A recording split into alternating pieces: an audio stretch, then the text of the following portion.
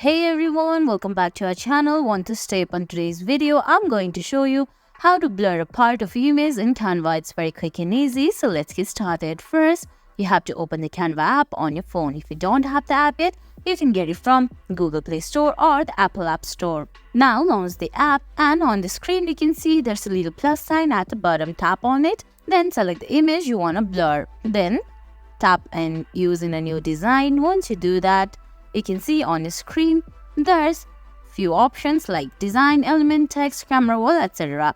Now you have to select the picture and select FX effects. Once you do that, go to effects and select blur. Once you select blur, you can see you can choose your preferred brush size or the intensity of the blurriness. Now tap on add blur and choose preferred brush size and blur the part you want to blur in that image. You can also remove it by scrolling down and tapping on remove blur.